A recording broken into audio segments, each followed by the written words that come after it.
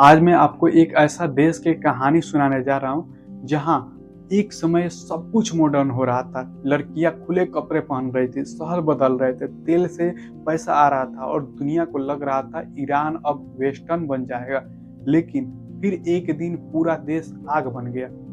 राजा की कुर्सी हिल गई, लाखों लोग सड़क पर उतर आए और वो ईरान जो मॉडर्न बन रहा था वो अचानक धर्म के नाम पर नई सत्ता बन गया। आज हम बात करेंगे 1989 की इस्लामिक रेवोल्यूशन की। अब ध्यान से सुनिए। पहले ईरान में कौन था? ईरान में पहले था शाह, शाह ऑफ ईरान। और उस समय के शाह थे मोहम्मद रेजा पहलवी। वो खुद को देश का मॉडर्न राजा मानते थे। उनका सपना था कि ईरान को एक स्ट्रॉन्ग मॉडर्न नेशन बनाना। बड़े शहर, बड़े प्रोजेक्ट, सैन्य ताकत, वेस्टर्न लाइफ स्टाइल, सब कुछ दिख रहा था कि ईरान आगे जा रहा है। लेकिन कहानी इतनी सुंदर नहीं थी। इसके नीचे एक आग छुपी हुई थी। जनता नाराज क्यों थी? अब असली सवाल, लोग क्रांति क्यों करते थे? कोई भी देश मजे में बैठकर क्रांति नहीं करता। क्रांति होती है जब जनता का दम घुट जाए। ईरान में लोगों की नाराजगी के कारण थे अमीरी ऊपर और गरीब नीचे। तेल का पैसा आया लेकिन फायदा किसको मिला? कुछ लोगों को। सामान्य लोगों को लगा कि हमारे देश का धन हम तक नहीं पहुंच रहा है। डर का शासन। शाह की गवर्नमेंट बहुत सख्त थी। लोग खुलकर बोल नहीं सकते थे और जब बोलना बंद हो जाए तो फिर चीख निकलती है। संस्कृति और धर्म की चोट। बहुत लोगों को लगा हमारी पहचान छीनी जा रही है, हमको जबरदस्ती वेस्टर्न बनाया जा रहा है। अब ये लाइन याद रखिए, देश पैसा खो दे तो चल जाता है, देश पहचान खो दे तो टूट जाता है। और ईरान में पहचान की लड़ाई शुरू हो गई थी। फिर कौन उठा? अब कहानी में आता है एक आदमी जिसने शाही महल नहीं देखा था, लेकिन उसकी आवाज महल तक पहुंच गई। उनका नाम था यातुल्ला खैमनी। खैमनी एक धार्मिक नेता थे और उन्होंने शाह के खिलाफ खुलकर बोलना शुरू किया। लेकिन शाह ने उन्हें दबाने की कोशिश की कई बार। मतलब एक उसने मतलब सुसाइड मतलब उसमें मारने की भी कोशिश किया गया।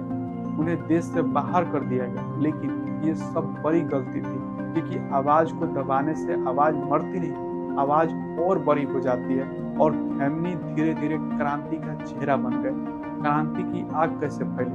अब ध्यान दीजिए। ईरान में लोग धीरे धीरे सड़कों पर उतरने लगे, प्रदर्शन बढ़ते गए, नारे गूंजने लगे और हर मौत नई भीड़ पैदा करती गई। ये क्रांति सिर्फ राजनीति की नहीं थी, ये भावनाओं की क्रांति थी। तो लोगों को लग रहा था कि अब या तो बदलाव होगा या हम मर जाएंगे। और जब जनता अब या कभी नहीं इस सोच में आ जाए तो सत्ता टिक नहीं पाती है। शाह क्यों भागा? अब सुनिए। शाह की ताकत थी सेना, पुलिस और बाहरी समर्थन। लेकिन जब जनता सड़क पर हो तो बंदूक भी कमजोर लगने लगती है। शाह ने कोशिश की लेकिन आंदोलन बढ़ता गया और आखिरकार शाह को देश छोड़ना पड़ा, यानी सत्ता गिर गई। और फिर खैमनी वापस आए और उनके वापस आते ही ईरान की पहचान पूरी तरह बदल गई। इस्लामिक रिपब्लिक कैसे बनी? अब ध्यान से सुनिए। शाह के जाने के बाद ईरान में नई सत्ता बनी, इस्लामिक रिपब्लिक। मतलब धर्म और शासन एक साथ। अब ये बदलाव बहुत बड़ा था, क्योंकि ईरान अब वही ईरान नहीं था जो पहले था। अब कानून बदले, समाज बदला, महिलाओं की जिंदगी बदली और पूरी दुनिया का नजरिया बदल गया। पूरी दुनिया क्यों डर गई? अब सुनिए। दुनिया इसलिए डरी क्योंकि ये क्रांति एक देश की नहीं रही, ये संदेश बन गया। अगर उठना मतलब ये अगर जनता उठ जाए तो राजा गिर सकता है, और अगर धर्म सत्ता बन जाए तो पूरी राजनीति बदल सकती है। इसके बाद मिडिल ईस्ट में तनाव बढ़ा, अमेरिका के साथ संबंध बिगड़े और ईरान दुनिया की राजनीति में एक बड़ा खिलाड़ी बन गया। ईरान की क्रांति हमें क्या सिखाता है? अब सबसे बड़ा सबक सुनिए। जनता का गुस्सा दबाया नहीं जा सकता। पहचान और संस्कृति बहुत बड़ी ताकत होती है। अगर सत्ता सुनना बंद कर दे तो क्रांति बोलती है। बदलाव तेज हो सकता है लेकिन उसका असर पीढ़ियों तक जाता है। अब आज की आखिरी लाइन सुनिए।